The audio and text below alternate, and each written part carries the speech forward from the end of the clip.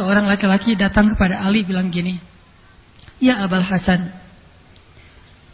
hurrimtu min qiyamil lail walam adri limadha." Wahai Abu Hasan, Ali, saya tuh nggak bisa sholat malam tuh sekian lama. Cuma saya nggak tahu kenapa. Kenapa saya kok nggak bisa sholat malam sekian lama? Saya pasang alarm udah 10 tuh. Jam 2 lewat 10, 2 lewat 20, 2 lewat 30, terus saja sampai subuh. Bunyi terus tuh alarm. Tapi nggak bangun-bangun.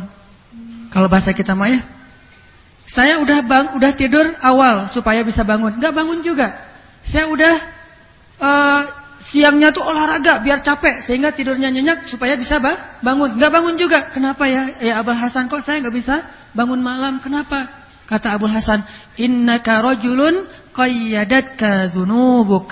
Kamu itu orang yang sudah diikat oleh dosa kamu.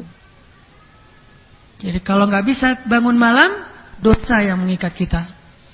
Nggak bisa subuh, dosa yang mengikat kita. Kalau berkurang sedikit amal soleh yang sunnah dari yang biasa kita lakukan, dosa itu penyebabnya. Misalnya, sehari teman-teman tilawah 1 juz. Hari ini kurang dari target. Astagfirullahaladzim. Pasti dosa. Kecuali 1 hari bacanya 1 ayat. Kurang dari target. Dosa juga. Atau enggak baca Quran. Apa targetnya? Makanya setiap kali berkurang, biasanya duha. Hari ini enggak duha. Biasanya qobliyah. Hari ini enggak qobliyah. Biasanya sedekah, hari ini enggak sedekah. Biasanya zikir sekian ratus, sekian ribu kali. Hari ini kurang misalnya. Tidak terjadi satu hal yang tidak baik. Baik itu musibah atau berkurangnya kebaikan. Kecuali penyebabnya karena dosa. Sampai hafalan. Kalau ngerasa susah hafal Quran, istighfar dulu. Jadi sebelum kita mencari ilmu itu istighfar dulu. Astagfirullah, astagfirullah. Kalau bisa sebelum kita duduk dalam majelis ilmu, istighfar dulu minimal 100 kali. Kenapa? Enggak akan mungkin ilmu itu masuk ke dalam hati seseorang yang ada isinya dosa. Ilmu itu sensitif. Ilmu itu seperti dia kan al-ilmu nurullah. Ilmu itu kan cahaya Allah. Dia itu sensitif banget, enggak mau ke tempat yang kotor. Sehingga ketika dia mau masuk ke sebuah ruang hati, dan di hati itu banyak kotoran, ilmu akan keluar lagi. Masuk nih, ngelihat, wah nggak nyaman nih kotor, pergi deh. Itu ilmu. Sehingga sebelum kita nuntut ilmu, astagfirullahaladzim, astagfirullahaladzim. Sedikit aja ada dosa, mempengaruhi ilmu di hati kita. Hafalan. Kalau kita susah ngafal Quran, pasti penyebabnya dosa, bukan tekniknya yang kurang. Nyari metodologi ngafal Quran, senyaman apa, semudah apa. Kalau dosanya banyak, tetap aja susah. Di Gaza, Palestina, kenapa anak-anak Palestina yang terjajah, yang dibombardir sama Israel, yang hidupnya susah, makannya susah, ngafal Quran, sebulan khatam 30 juz, 1 hari 1 juz. Ngafal tuh. Hari ini udah berapa juz? 1 juz Ustaz. 1 juz setengah, 1 juz lebih sedikit, 1 juz kurang sedikit. Pokoknya 1 juz saja sehari. 1 bulan khatam. Jadi mereka ngafal Quran itu di kelas 6 SD ketika liburan sekolah akhir tahun. Itu waktu ngafal Qurannya anak-anak Gaza tuh. Pas sudah kelas 6 SD, mau naik SMP, pas liburan akhir tahun, sebulan mereka pakai ngafal Quran di masjid. Pulang-pulang sudah hafiz. Paling-paling datang ke masjid modalnya 1 juz, juz 30. Pulang udah 30 juz. Berapa cepat kita menghafal ayat-ayat Allah. Karena menghafal Al-Quran itu bukan pakai IQ. IQ itu yang kesekian. Nomor 1 adalah ketakwaan.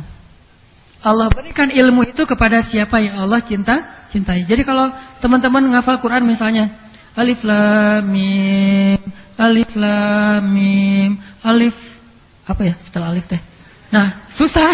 Separah itu. Alif lam mim aja lupa gitu ya. Tadi alif, terus habis alif apa ya? Nah, ini berarti perlu taubatan nasuha. Harus sujud dari pagi sampai sore. Karena lam aja lupa. Itu belum dikasih kaf ha ya in sod. Belum lagi dikasih surat-surat yang susah. Jadi kalau misalnya ngerasa susah ngafal Quran, penyebabnya karena dosa. Kayak Imam Syafi'i kan? Bayangin Imam Syafi'i datang ke gurunya, syakautu ila waqi'in an su'i hifzi. Aku curhat kepada guruku, ya guruku, kenapa akhir-akhir ini hafalan saya kok susah, berat gitu. Hadis-hadis yang udah saya hafal lupa. Karena Imam Syafi'i itu jarang lupa. Jadi sekali lupa tuh heboh. Aduh lupa. Itu Imam Syafi'i. Kalau kita sekali ingat heboh. Aduh ingat. Karena biasa lupa. Sekali-kalinya ingat. Wah, hebat ya, saya ingat hari ini.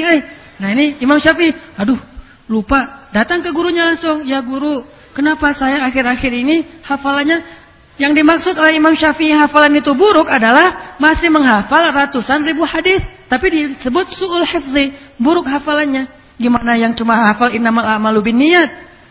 Itu sangat buruk hafalannya. Nah, kata gurunya apa? Al-ilmu nurun wa nurullahi la yu'ta lil 'asi. Ilmu itu wahai muridku adalah cahaya, dan cahaya Allah itu enggak dikasih kepada pendosa. Lalu Imam Syafi'i pulang, nangis panjang jalan dari rumah gurunya ke tempat pesantrennya, nangis. Astagfirullah ya Allah, astagfirullah, pasti saya banyak dosa. Pulang sampai ke rumah langsung berwudu, salat, taubat. Malamnya tahajud, minta ampun kepada Allah. Lalu orang bertanya, apa dosamu wahai Syafi'i? Kata dia, kemarin saya nggak sengaja lagi di pasar, ada seorang ibu-ibu lewat, terus ada angin kencang, niup, dan kesingkap betisnya. Betisnya kelihatan sekilas, terus nggak sengaja cuma betis nenek-nenek. Tapi langsung berasa su'ul hif, buruk hafalannya. Gimana yang lebih dari betis? Sengaja ngepoin, bukan nenek-nenek. Lama pula, berkali-kali, klik lagi klik. Kumahata. Wah, memang nggak ada apa. Kalau kita nggak ngerasa, nggak Ustaz, nggak ngaruh-ngaruh amat buat hafalan saya, karena nggak ngafal. Imam Syafi'i itu ngaruh karena beliau hafal, jadi tahu apa yang berkurang. Kita mau kurang apa, orang nggak ada isinya. Jadi sesuatu yang tidak ada isi tidak akan terasa kurangnya. Jadi orang yang imannya memuncak, begitu ada sedikit masalah tuh peka banget tuh. Astagfirullahaladzim. Buat kita karena imannya kosong, masalahnya banyak, biasa aja. Ah, saya mah yang kayak gitu-gitu udah nggak ngaruh. Nah, ini masalah nih. Kalau orang yang soleh, nggak sengaja, astagfirullahaladzim. Kan gitu ya, heboh sendiri ya. Ah, udah nggak usah lebay lah gitu aja, astagfirullahaladzim. Nih ya, lihat nih punya saya nih, lebih parah dari itu. Biasa aja, saya mah udah nggak ngaruh yang kayak gitu-gitu. Udah biasa soalnya. Kenapa? Karena isi hatinya itu tidak sepenuh orang yang beriman. Jadi makin penuh kerasa kurangnya. Makin nggak berisi, tidak tahu apa yang hilang. Makanya istighfar.